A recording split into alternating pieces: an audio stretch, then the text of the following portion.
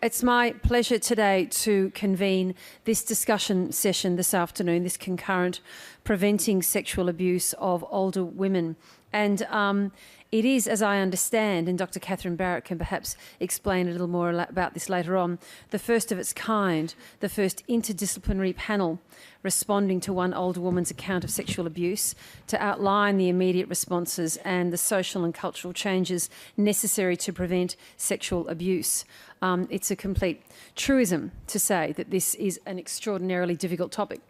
This is a topic that many people not only have not discussed, but have not wanted to discuss for a long time, and it's one that's affected numerous communities, Australia over a number of years, particular communities within communities as well, and it's maybe something we should get to as well.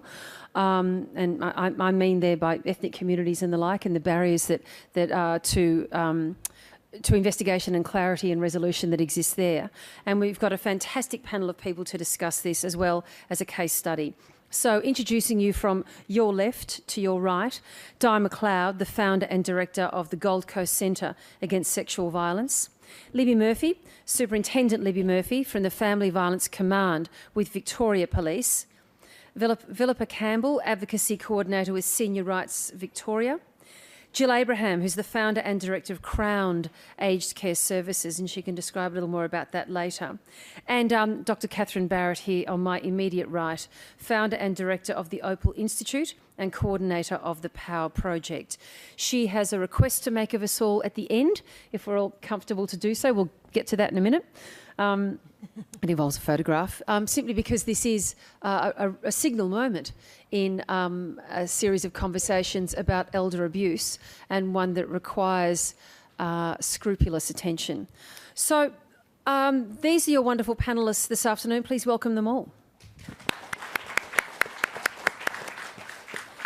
We'll just kick off by asking everyone in turn, and Di, I'll start with you, why this panel matters, why it's important for us within the context of a broader conversation around elder abuse, why we should focus specifically on the sexual abuse of women.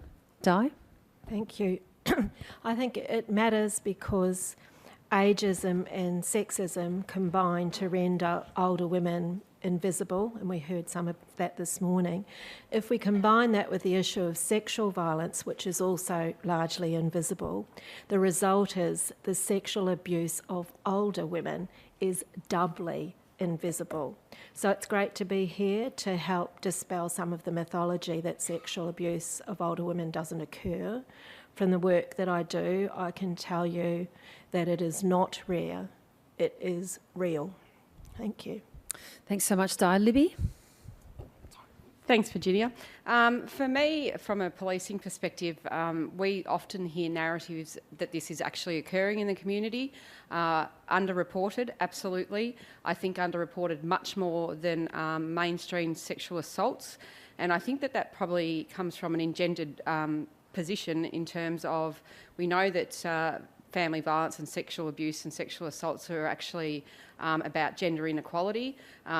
Victoria Police and myself particularly don't accept that sexual abuse is sexual relations are right, but that sexual abuse and sexual assaults are actually what we see as displays or indicators of power and control. They've got nothing to do with sex in itself. So for us, it's really important to actually have our workforce understand the difference and to actually make a difference by teaching them properly and ensuring that they're there to support women who are in these positions.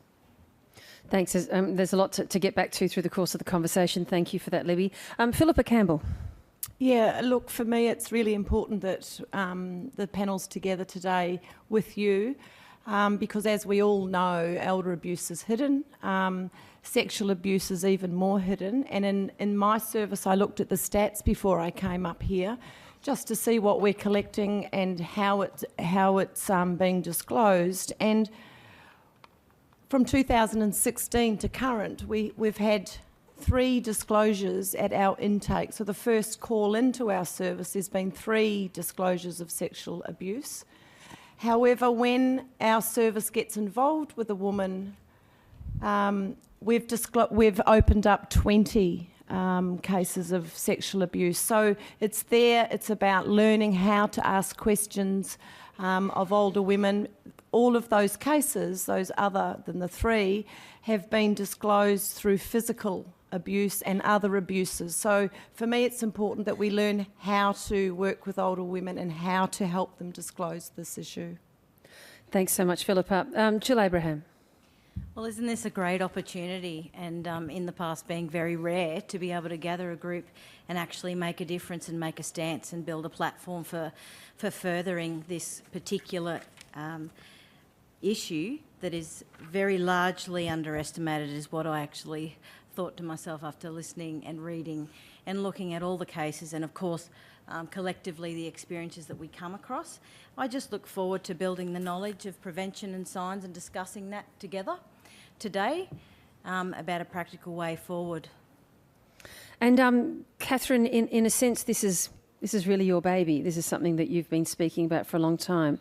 But the construction of this panel as part of this conference is something that's mattered a great deal to you. Oh, look, it has absolutely. I've been working with older people for 30 years and the last 20 years around sexuality. And so people tell me stories, and I have the most wonderful families come up to me and tell me stories of a sexual abuse, and they feel, in the past they felt like they weren't heard, nobody listened, they hit brick wall after brick wall, and so for a number of years I felt that there was no traction. I felt like a lone voice screaming into the wilderness. And why it matters for me being here today is something has shifted.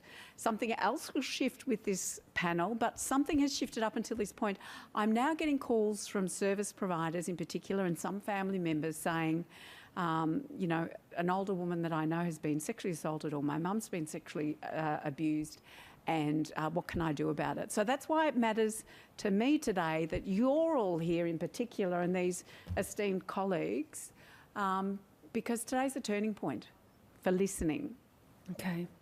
This is the case study that our panel is going to reflect on, and that you'll be thinking about, and later on asking some questions about, particularly in addition to the other questions that you have at the end of the session. It's from an extract from an interview with a sexual assault service, and the interview was conducted for Norma's project. Anne was in her 80s and living at home on a rural property with her husband and her 3 sons. She'd been physically and sexually abused by her husband over a long period of time. Anne was finding the abuse more difficult as she became more frail. Anne tried talking to her sons about what was happening. She told them about the physical abuse, but they didn't want to hear that. So she told them about the sexual abuse. She told them that their father was sexually demanding. In response, they joked about their father's sexual prowess and downplayed her fears. Her sons were all heavy drinkers.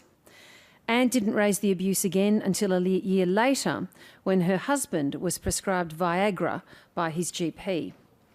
Her husband was in the early stages of dementia and was given a home care package and a caseworker. The caseworker built up a relationship with Anne and noticed that she was often teary. The caseworker asked Anne how things were with her husband. And what I have here at the end of my case study are ellipses, 3 dots. And so I guess at that point then, as you were just saying then, Phillipa, then the matter was disclosed and things started to be revealed and hopefully resolved. Catherine, I'll come to you at the end and maybe you can tell us a little more about this story and perhaps some resolution. But let's go through, talk to our panel. Di, if you were asked to provide some sort of service, if as director of the Gold Coast Centre Against Sexual Violence, this matter came to your attention, what would you do?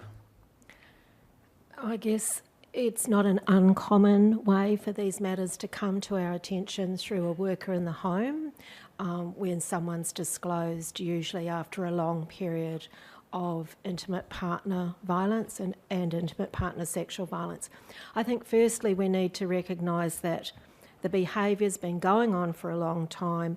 The husband is unlikely just to stop, particularly now that he has the Viagra, which is also becoming far too common. It's also unlikely that he's going to be held accountable, but that cycle of abuse must be interrupted for Anne's safety.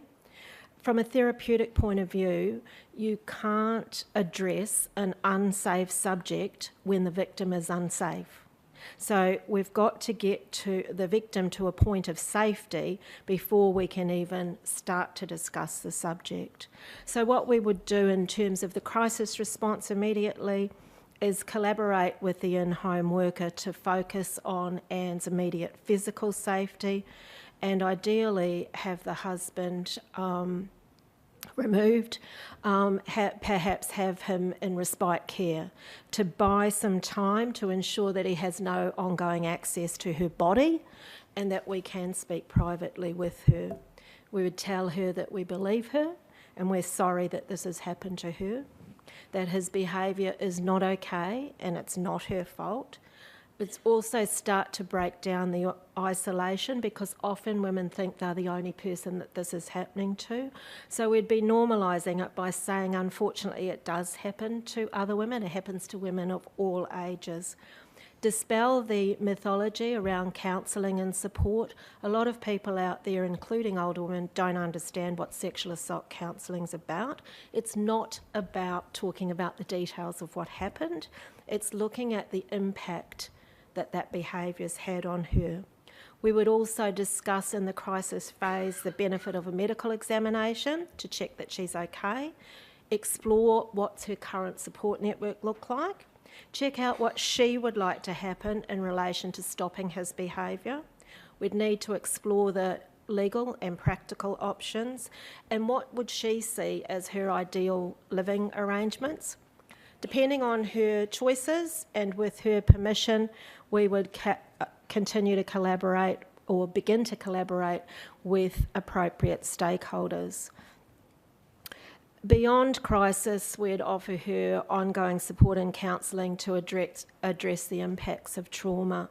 And in this case, it's likely to be things like hypervigilance, anxiety, disrupted sleep patterns, self-worth, self-esteem, boundaries.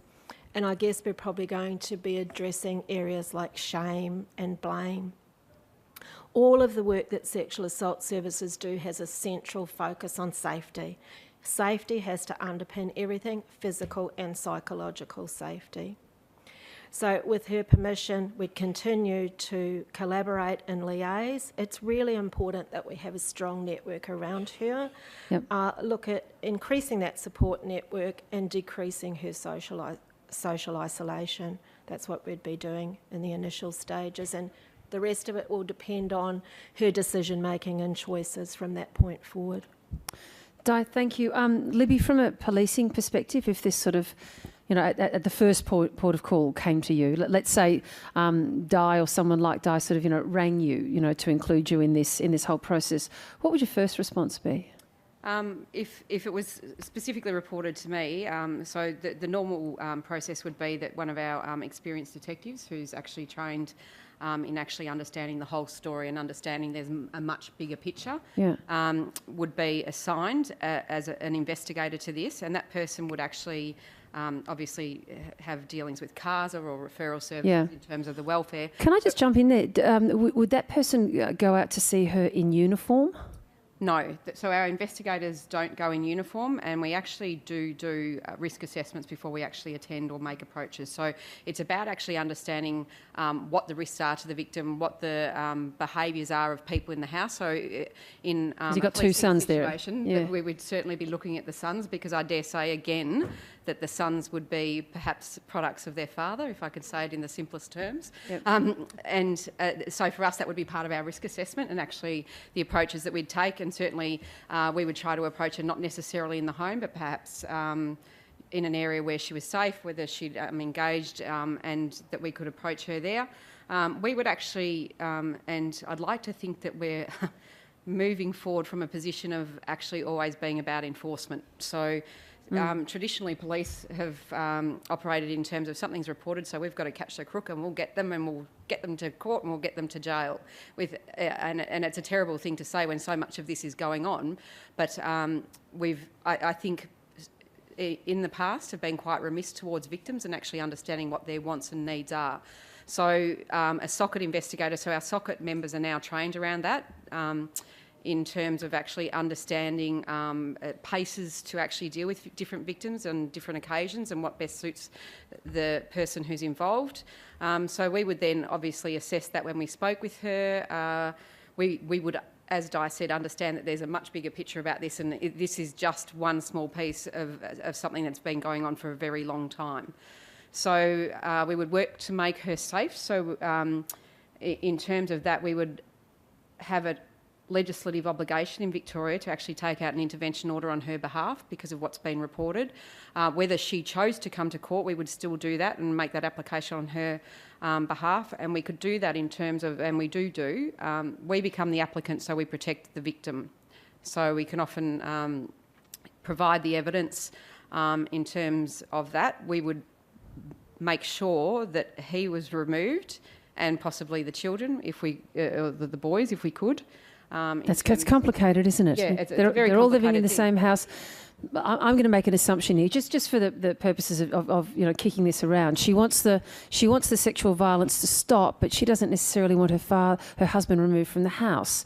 How do we manage that? So what we would do is we would actually probably work in terms of developing a safety plan, and then perhaps if she was quite adamant about that, and again, respecting her right to is actually have a protective intervention order without exclusion conditions. Right. So that is a possibility for us and an opportunity that we have in terms of that.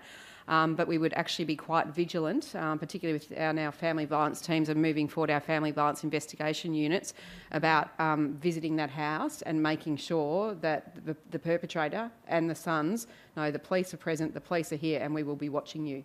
Right. Okay. Let me know if you want to push back against any of the sort of the variables that I'm suggesting here. But just from conversations that I've had over the years and interviews I've done, I'm just going to try and seed in those variables, I guess. But I'm going to quickly come back to Di. What if you had that as a situation in the scenario that you were recounting, where she wanted it to stop, but she was tremendously guilty or uncomfortable or even unwilling for her husband to be removed from the house, and the sons certainly were? I did have this scenario because I was the person that did that in the research, so I know what the end result is. Right. If the person wants to stay at home, and clearly they are disclosing to the worker because they're unsafe, she's no longer able to manage his behaviour. He may not have insight into what his behaviour is. Yeah. If they still want to stay in the home, like any kind of intervention order is still not going to keep her safe because he doesn't understand the implications of it. Yep. So I think it's really talking through those scenarios, trying to get the sons on board as a protective factor. But I mean, the same with child abuse. I mean, those adult sons can't watch their mother 24/7 to make sure that the father's not sexually assaulting her. So it's always very difficult when people decide that they do want to stay in the same home, because you end up looking at how to manage his behaviour, managing that risk and managing his behaviour rather than him being held accountable for it. Yeah. Let's move on to Phillipa and just get your reflections on what someone with a senior rights service you'd be doing. And I also then just wanted to throw into what you can consider as well, is that we have someone who's dementing here, and maybe that was sort of a pathway to resolving the domestic situation as well. Sure. I'd like to preface what I'm going to say with, this is a really difficult topic for any caseworker to talk about with any woman of any age, let alone an older woman. I've been in many situations where we've opened up sexual abuse with an older woman. On one of those occasions, it was a family violence worker and I from another agency working with an older woman in a refuge, and I don't want to be ageist here, but the younger family violence worker had great difficulty in having the conversation with the older woman about sexual abuse by her husband. With that, the presenting issue wasn't sexual assault; it was physical violence in the first instance. But it opened up from me asking the right questions of the older woman and picking up the cues. Now, I only was the one who came in and had those discussions because the family violence worker told me she couldn't do it. She was too scared. So I just want to say it is a really difficult thing to do as a worker. I find it difficult still, and I've had some very, very emotional disclosures to me over the 10 years I've been working at Seniors' Rights.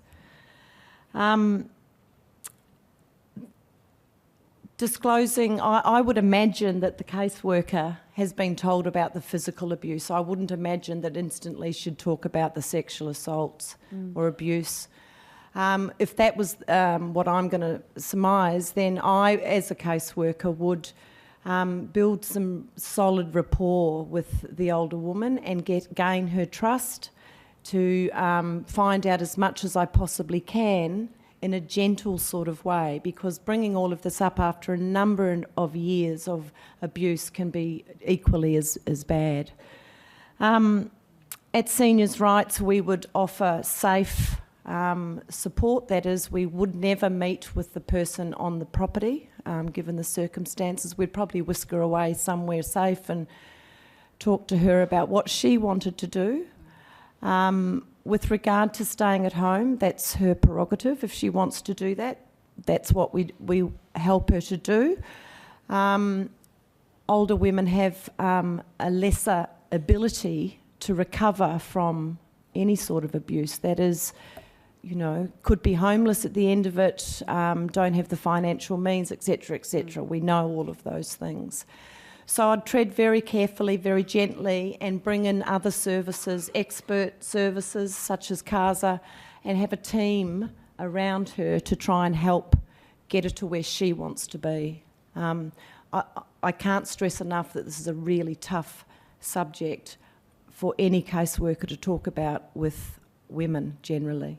Phillipa, before we move on, can you briefly reflect on a case you might have worked on that was similar to this, that has, and maybe compare and contrast a couple of resolutions?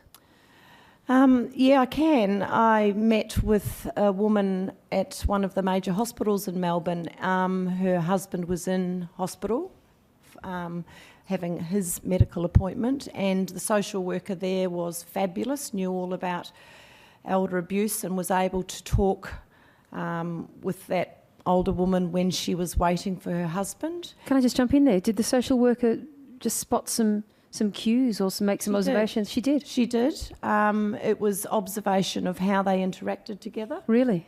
Yep, and it came out as physical abuse. This is quite common. Anyway, so long story short, over a period of time, there was a number of appointments at the hospital and I became engaged. And it's the one situation that I've lost it. I actually lost it as a caseworker and cried. A woman from a European background, sexual assault or abuse within the marriage was her duty. I mean, the assault wasn't, but having sex on demand was part of what she believed was her duty as a wife. It was also legal for men to abuse their wives until not that long ago in my life. Mm-hmm. So there was a whole lot of considerations, and we sat hands together facing each other talking about the physical assaults. I didn't know at this point about the sexual assaults, but there was just this moment where I knew it was the right time, and I asked the question, has your husband sexually assaulted you throughout your marriage? She broke down, I broke down. Seniors' Rights is a legal and advocacy service. I had a lawyer sitting in the back of the room, and I turned to her, she was crying. We were all crying, but I just thought I just have to let it go. I'm a human. She held my hands and said to me, this is the first time I've spoken about this. I've had 55 years of constant sexual assault. So yeah, finding the right moment, the right words, really tough. Did you manage to get... It's a place for it. Forgive me too, Jesus Christ. Did she find some resolution? Did you find some safety? She did. We, with the social worker and our service, we assisted her to acknowledge. Well, the other thing to say is a lot of these women are experts in their own safety because of the length of time that they've been going through these sorts of issues. We went through a safety planning with her. She chose not to leave. Her husband was unwell. He also had the onset of dementia, and she also found wanted to tell me very strongly that it was her duty to care for him. So there was a whole lot of issues in that, but we worked with her on her terms and at her pace, and she really felt safe, but she never ever left him. Amazing story. Thanks for that, Phillipa. Jill Abraham, let's turn to you and come back to our original case study of what, in your particular position, would you be able to offer? What would be your first responses if this story came to you? How do you add to all of the above? I mean, that's exactly what we can do. Some of the notes that I had made previously in reading some similar case studies in previous times, one of the things that is important is being consistently present. I think in a case where they're not actually wanting to leave, you're dealing with a generation that want to honour that marriage and honour that commitment, even though there's a compromise of safety could be in their world. And I think respecting the image of choice in their hand. You're talking about a generation that don't actually always say the S word either. They might be from different religious backgrounds, they might be from, different cultures. You can pick whatever background you want. There are certain etiquettes that come with a generation that says we will be respectful and we don't talk about those things. And I think what is really great and important today is that we're breaking down that stigma of saying we have to be quiet, it's something we just don't talk about, it's not proper, and I think, and I'm picturing my parents having that conversation, but that's okay, it's about how you approach that subject and that individual approach to each and every person rather than that cookie cutter approach to say, well, I'm here, we're going to talk about this. So you won't always get that very obvious picture either, and it doesn't discriminate. It's not one particular neighbourhood and it's not one particular non-neighbourhood, 9 bedrooms to 1 bedroom. You will find it.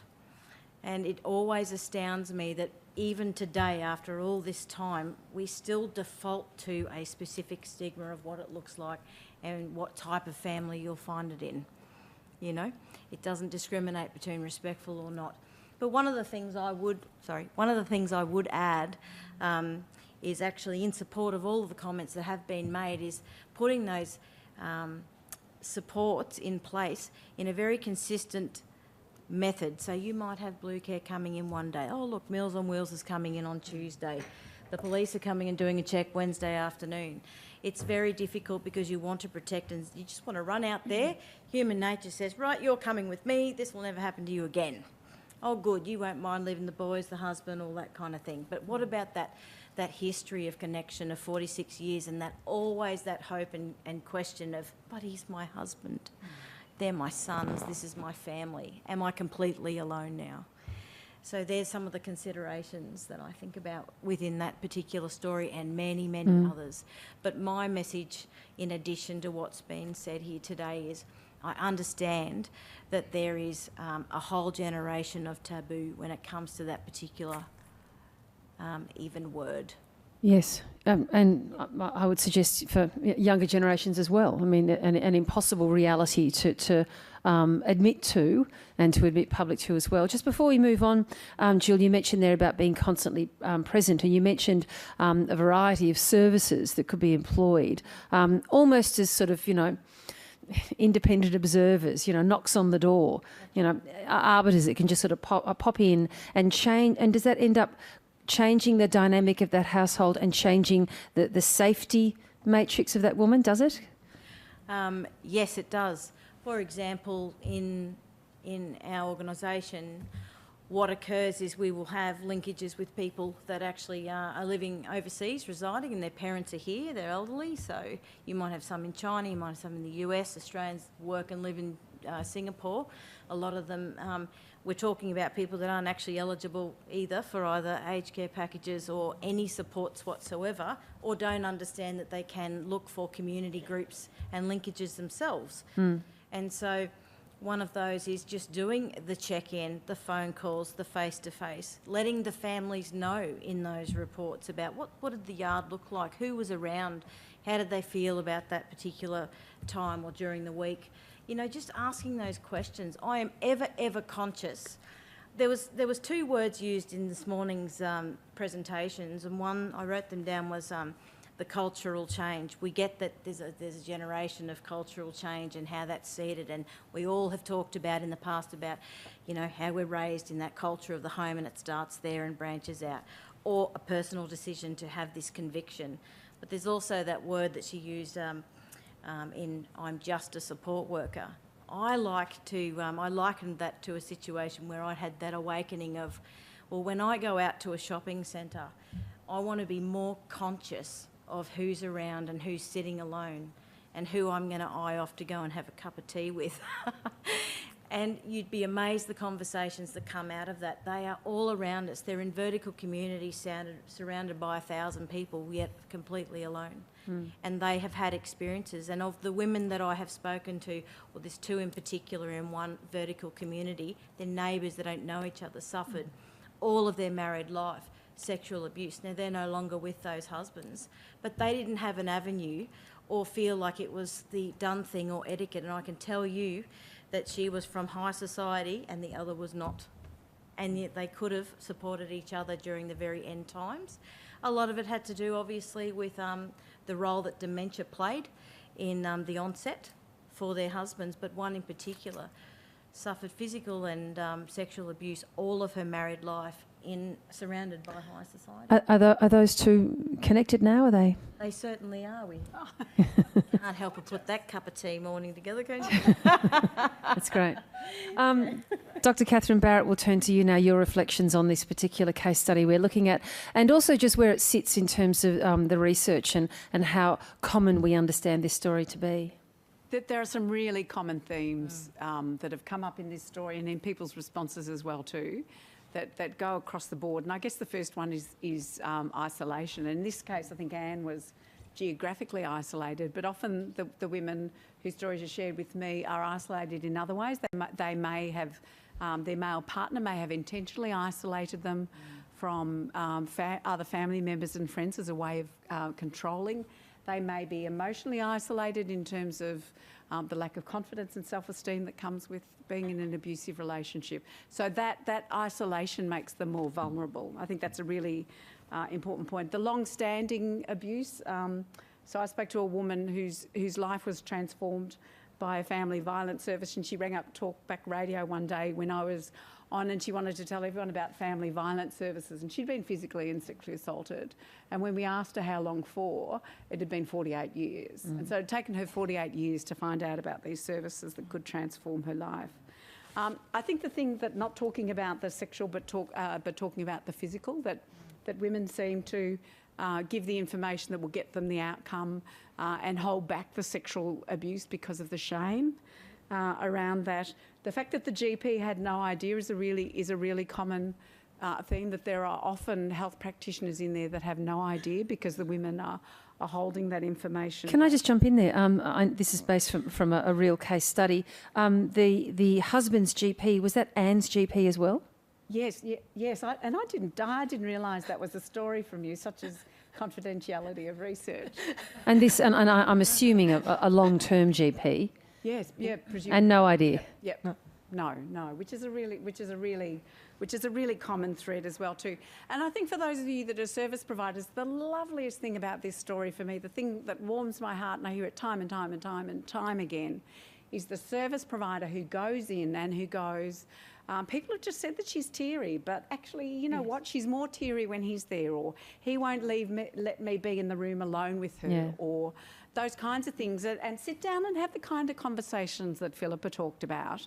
And there are always those brilliant listeners who are just open, and they are the ones who then open up conversations that transform women's lives, and it's that building of relationships. And there's a resource that we've developed called Someone in Her Corner, and one of the things Jill talked about, you know, for older women who are being abused, and you can't pin it down, you know something's happening but you're not quite sure, to be able to, if you can, to bring extra services in to either build her confidence or get her out of there. And I think in Anne's case it was respite, that he went off to respite, so she had some space. In other cases, people will go off to an appointment somewhere else, actually talking about the multidisciplinary sexual assault centre. So someone went off to see the physio, and then the sexual assault service came in while she was there, those kinds of things. And I think the other thing that I want to say too is around loyalty. So a lot of the women and services that I spoke to talked about marital rape immunity laws. So until the 80s, a man could rape his female partner and they were immune from prosecution. And that changed in the 80s, but that's a legal reform. There's no social reform. There's no public education campaign that goes along with that. No, and there were judges, and there's a very famous judge in South Australia after that law reform. What was his famous phrase? It was okay to use a measure of rougher than usual handling in order to persuade your wife or partner to have sex with you. A measure of rougher than usual handling, and that was a South Australian Supreme Court judge. Yeah. So the term sexual assault, so Norma's project, we used the term sexual assault, and we got told really quickly that older women don't relate to that language, and they suggested we use the term unwanted sexual contact. And people used opening phrases like, you know, how are things with your husband, and are there any difficulties? And that language that really comes from not having a sense of sexual entitlement.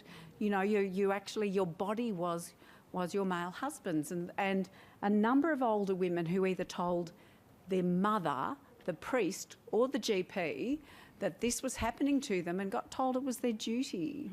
And I guess homelessness is another one too. Like, you think about Anne's situation, if she decides to leave, where does she go? I mean, we know that older women are the fastest growing cohort of homelessness. Yep. So leaving relationships that are violent, I mean, what's going to happen to older women on the street?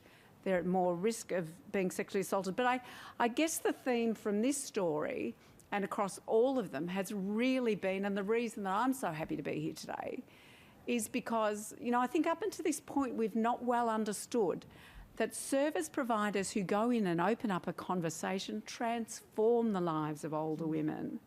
And that's the power you all have to make a difference, and that's the lasting legacy that I'd like to leave you with. Libby, did you want to jump in there with something? You were just looking with an observation. No? Okay, yeah. Transfixed like the rest of us. I want to move on to what all of us, what everyone here in this room, no matter your field of endeavour and your connection to this area of elder abuse, and in particular sexual abuse of older women, what we can do to prevent the sexual abuse of older women. But before we do, maybe we should on the panel just have a quick chat. We sort of touched on a few of them. But what are the impediments, sticking with this scenario or scenarios similar, what are the impediments to you getting done the job that you want to get done for Anne or for people like her? Libby, I will start with you if that's okay. If there's, I mean, your experience, you would have myriad impediments, I imagine, and particularly starting with the woman who's been copying the abuse herself. Yes, so it's for us it's a difficult position in terms of, and it sounds like a terrible thing to say in terms of a base level approach, but policing by its very nature has many different competing priorities. So for us, I think that the imperative is to actually case conference in terms of actually ensuring that everyone is on the same page and everyone has a safety plan, whatever the choice is. What does that mean, case conference? So it means that you actually bring all the agencies, all the service providers, and I think it was you, Jill, who talked about whether it's Meals on Wheels who go through on this day, but it's actually, it's not a sole responsibility of one person. We've got to remember we're a whole of community, we're service providers, we're police, we're aged services, we're disability services, and we actually have to make sure that there's a consistent, coordinated approach to make sure this woman is safe, healthy and not being abused. Now, how successful are you in getting all those agencies to work together? Because we all know that we speak about holistic care and the like. How realistic and how achieved is it? It sometimes is difficult, particularly in rural areas when there's some competing priorities in terms of people, particularly when you are operating in environments where someone is isolated, so they actually don't have those service providers as an input anyway. So it's actually about bringing people on board to do that. And yes, it is a difficult case, but I'd like to think that everyone was invested enough and concerned enough about a person's safety that they would actually do it. Okay. Di, we'll come back to you, and I'm going to remind you here of a great observation you made in your first opening remarks where, in your experience, you spoke about this being not rare. So if it's not rare, what have been the most successful interventions and endeavours, and what can we all do to prevent sexual abuse? Oh, goodness. Well, look, currently we're working with 7 women over the age of 65 who have been sexually violated, 6 of those 7 within an intimate relationship. So, I mean, I like to use the terminology domestic violence and domestic violence in later life. It's the same behaviour that's occurring right across the lifespan, but suddenly we get to this age and we start calling it something different. So sometimes it is about domestic violence in later life. And I just want to say something that I think we all need to think about. Most often when there is physical violence occurring, and I agree with the rest of the panel, the visible violence is what's going to come out first. What you can see is what's going to be talked about first. So the physical violence, if that's occurring, it's very likely that there is some form of sexual violence occurring as well. Now, on a continuum, it might be at this end or it might be at this end, but I just want you to think about it.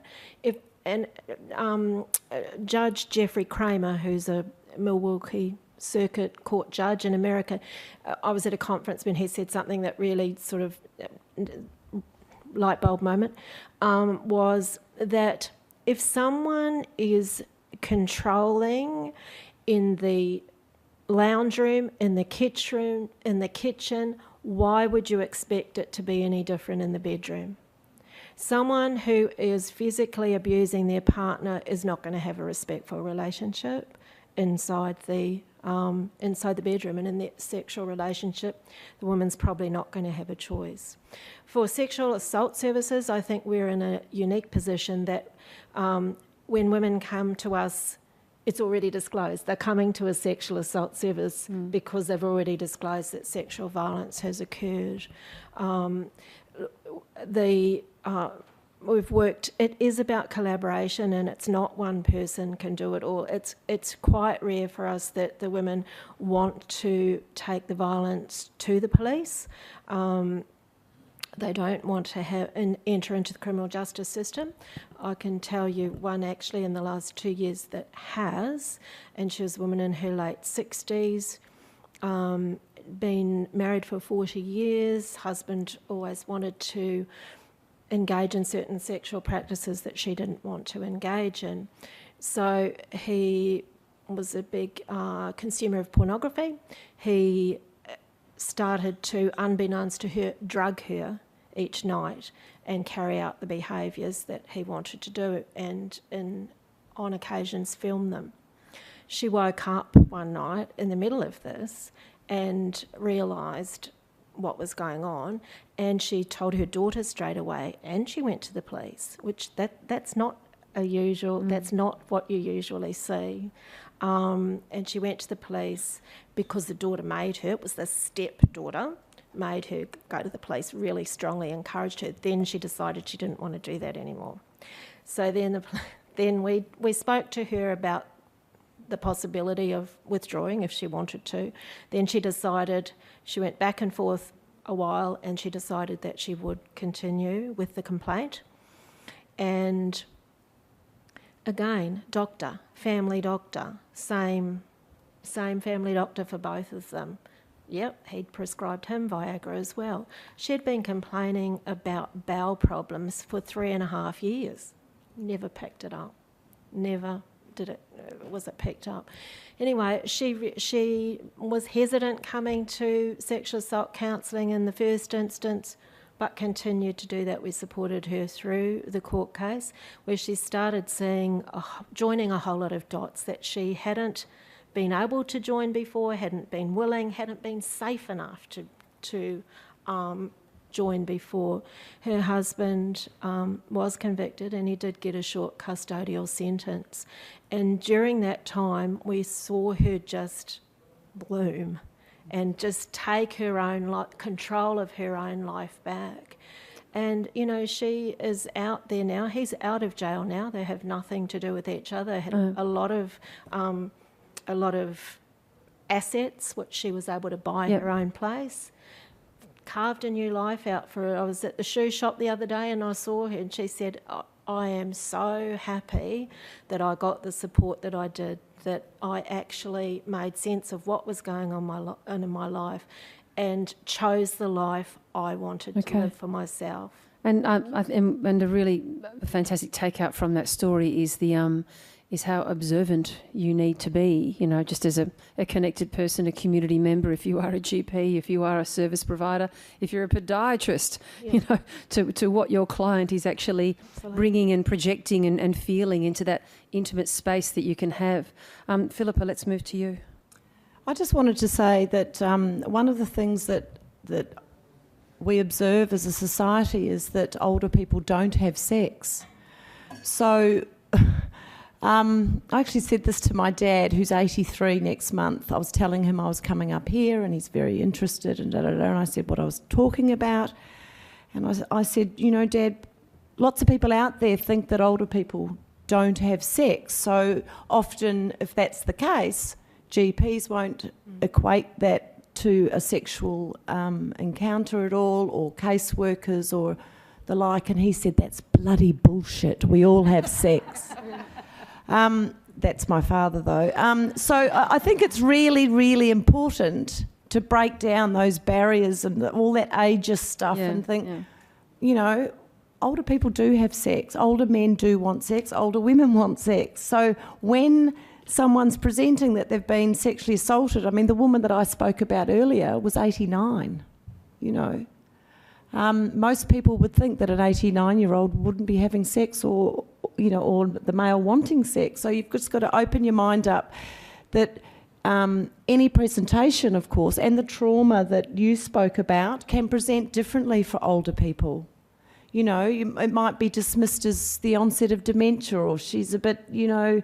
So you've really got to learn the effects of trauma on older people, take interest, and ageism plays a really big role in this. Yep, okay. Thanks so much. Jill, let's turn to you. What can we all do to prevent the sexual abuse of older women? Some of the, obviously I again, being fourth on the line, support all these points that have come before me, but I just, one of the things I encourage a lot of people that I talk to in the service is you can't teach people to be discerning, and one of the things but you can practice it and develop that skill very, very well. And if you just listen with your eyes, encourage people to do the same. And one of the things that we can do, every one of us has a situation where we're at the shops, we have to go grocery shopping, we're sitting in GP offices, we have positions in organisations, whether it be front counter or in managing or executive roles. It doesn't matter who you are, everybody has a part to play, and a significant one that can make an absolute difference, because we are the eyes and ears, and it's all around us. The significance in the differences in the individuals that are walking past you. And I, aside from the conversations about services and the obvious that we can, be diligent when we're having a conversation and having that information. A lot of services don't actually give all of that information in the initial pack when they get there. What do I do? So you haven't built that rapport and you haven't had that conversation yet and you haven't built that relationship. She doesn't know how many sugars you have in your tea yet, you know, but at the same time she's got a pack there.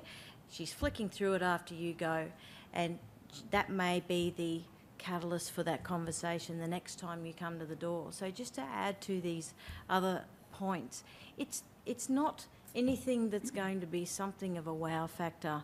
It's not different to what you would already logically know would be in a very easy conversation starter. So be that person who lives in the world of discernment.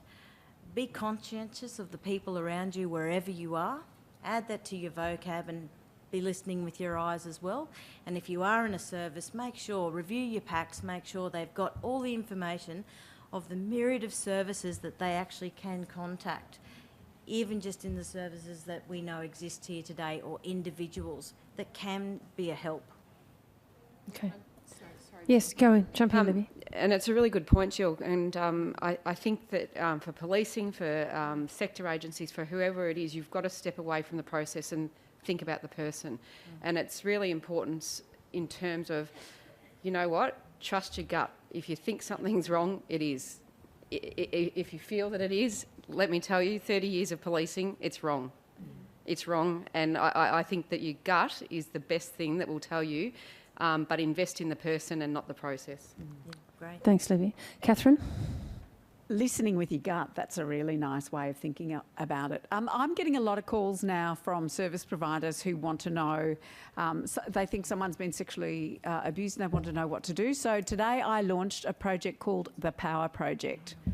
And it's part of the work I do around sexual rights of older people. So opalinstitute.org, and that's OPAL, institute.org. If you go to opalinstitute.org and then go to the Power Project page, what you'll see there, and it'll build over time, there is already there information on some strategies on how to respond and also to the types of services that are out there. I've been working in this area for 10 years and I've mentored someone through the process of sexual assault, a woman in her 90s, through the process of reporting sexual assault for the past 12 months. I've discovered services I never knew about. I didn't know that there is a socket, a special sexual assault teams at police services. All those kinds of services you all need to know about. So if you go to that Power Project page, that's what I've set it up for, so that you can go there and find the information. And if you get stuck, anybody's welcome to give me a call and we'll just keep updating it. So listening with your gut and know about the web page. Okay. I'd like to open it up to questions and comments and observations from the floor as well, because I'm sure there'll be many this afternoon. I've already got one here, and I think we have some roving mics. So we'll start here. Then I'm going back to the lady here in red. Sir, can I get you to put your hand up again? So in number 1, and then we're going to number 2 there, and then that's going to, I saw a number 3. I think was it you, madam, with the scarf? Yes, you're 3, and then you're 4. Okay, go ahead. Thank you, panel. A couple of things have jumped at me. A lot of workers who are going into homes are volunteers, so there is really no supervision, very little professional training, and I think that needs to be addressed. The workers who are trained are poorly paid, and again, really bad supervision. After 30 years of working in aged care, sex, gender and sexuality, I have found 2 services only that have policies on sex and sexuality for their clients. Sex and sexuality only becomes an issue when it's a problem, and that needs to be addressed. I'm going to leave it there because we have a number of questions, so you get 1. Sorry. Did you want the panel to respond to that, or just leave that as a statement? Transgendered women I have not heard mentioned either, sorry. Okay, thanks. So we'll get that microphone back, thank you. Anyone like to respond to that? What I'd like to say is that I've just published a book on the sexual rights of older people, so there is a framework for that, including sexual violence. In terms of education, absolutely we need to do it. Go to opalinstitute.org and go to the policies page. I mean, this is one of the things that I did really early on, is there's a policy for aged care service providers on sexuality. It focuses predominantly on residential aged care. It's there, it's free, download it, adapt it, acknowledge the source, use it. And the other policy I've developed and just about to modify is a policy on sexual boundaries, because there's a real issue with sexual boundaries being crossed by all parties in home services. So the resources are there. Education needs to happen. We're doing something in Victoria with Seniors' Rights Victoria. Okay. Thank you. And I take your point about transgendered people not being mentioned in this particular context, and that's a significant observation as well. Would anyone like to respond briefly to that? Sally, I think Sally may be going to ask us a question about that. Were you, Sally? Okay. Very telepathic, yes. Sally Golden, the Transgender Victoria. We're an advocacy education for advocacy body for trans and gender diverse people, and a diversity educator for all of LGBTI, lesbian, gay, bi, trans and intersex. So my question was going to be to perhaps adapt the case study and change, if I can use the term, a variable. Let's say the person had been a trans woman, let's say particularly if she was in stealth, wasn't known to be trans to her partner. She could have, let's change it so that it was lesbian or bisexual woman, or someone of a multicultural, multi-faith background. Yep. Past sex worker. There's a whole heap of variables we could have added in, and I'm just interested to get the panel's response on any or all of those variables. I know there's a lot, but take maybe That's one all right. or two each. I'm going to reduce it right down as only a journalist can. And I apologise in advance for doing that. But I guess the question needs to be, does anything change in terms of your response if we put those variables in there? Libby? From a policing perspective, in terms of our commitment to the investigation, absolutely not. In terms of considerations, yes. We've recently, and I'm sorry if I'm going over old ground for anyone who was in the previous panel, so Victoria's recently opened, or Victoria Police has recently opened a centre of family violence, and we have practice guides and practice studies in relation to LGBTI. We have it in relation to culture and diversity. So it's about understanding what the vulnerability is and actually assessing and understanding the impacts for the victim, but the commitment doesn't change. Anybody else? Just that Laurie Cook Daniels in the US has done an amazing survey around trans and gender diverse people's experiences of sexual assault, elders' experiences of sexual assault. Okay. And we've certainly documented that in some of our research as well too, and that it needs to be addressed, Sally. I've got a question here, and I'm looking over this side of the room in case I've been neglecting you. Any questions there? Can I see a hand if there are any at this stage? Okay, go right ahead. Hi. 99% of the clients I work with are widows. 100% of the sexual abuse is being perpetrated by their adult sons. I'm just wondering if you can speak to that, if that's what you're coming across, how things differ. Just wondering about your perspective on that. Yes, certainly, and we're seeing that in the domestic violence space in relation to physical violence. You know, we've seen that wave. I think the sexual violence is less talked about, and we'll probably see sexual violence is less talked about than domestic violence. I think we'll see that second wave where we'll be more comfortable talking about sexual violence down the track. Yes, that is a trend. We've seen young men, and when you unpack the family, it's often the behaviour of the father that the son's then taken on board, the coercive control of the mum, and that includes, sexual control. And certainly, we've had home visit workers say, their concerns are raised when there's only one bed, there's only one bed in the house. So that they're both sleeping in the same area. It is an issue, and I think it's an issue that as a society we probably don't want to confront. It's even more confronting in a partner than an intimate partner. The adult son, it is an issue, and I think it's going to be more of an issue as women tend to live longer than their husbands, and then who's left in control of that family, or with the power and control in that family. Would anyone else on the panel like to respond to that? No, I think Phillipa made a really important point before, acknowledging the emotional labour, the emotional difficulty here. I think it's a really important point. I actually, when I have someone ring me to share a story of sexual abuse, I go off and have professional debriefing afterwards, because I find I walk around with people's stories in my body. But I think in relation to sexual abuse by a son, I think that's real. I'll do an I find that really difficult. It doesn't sit well with me. And I think that's something really important to acknowledge, that people don't want to see it. So that's more difficult to see, but then to deal with that as well. Can I go back to the question? Would you mind if I just wanted to ask you, in those situations, and I'm not quite sure what sort of space you work in, how do you achieve some sort of safe and happy resolution for these women?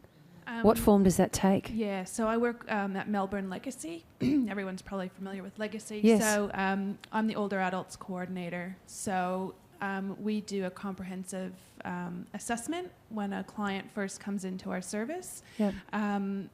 So sometimes it's during that assessment, and we ask a series of questions, and sometimes there'll be physical, often financial abuse going on, and I think it was what Phillipa said, is knowing when to ask the question and knowing when to be quiet and actually let them talk. Of course. So we'll often ask, have they reported it to the police yet? None of them had. We actually work quite closely with Seniors' Rights Victoria. Yeah. We're always referring to them, and they're absolutely brilliant in the work that they do. And sometimes they're just not ready to go to Seniors' Rights Victoria or to go to the police, and we're there listening, sounding board, and we support them when they're ready. That's and it. some are not. So we've had some, a lady was referred to us, she moved from New South Wales to believe the perpetrator, and she's still not ready, but that's okay. That's okay. Yeah. So can I just make one point in relation You'll, to that? you'll, Because you'll be the last word, Sorry. because they're at the door gathering. Catherine's made a very important point in saying that she finds that really difficult, but I'm asking you to actually challenge yourselves and don't think that anything is beyond the bounds, because it's there. There's lots of... So if you think that that's not happening, it is.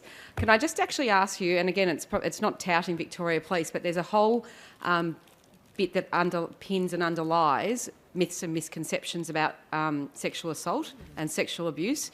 Victoria Police, or our command, did a podcast called Myths and Misconceptions about how you would expect victims to behave. Please have a look at it. Please read it. It's worthwhile. There's published articles in relation to it as well. And if I can actually, again, about expectations, also draw your attention to Patrick Tidmarsh, who works for us, who actually understands a whole story and the things that you should be looking for when you actually stop and listen and not go through process-driven means. Could you please thank this astonishing panel this afternoon?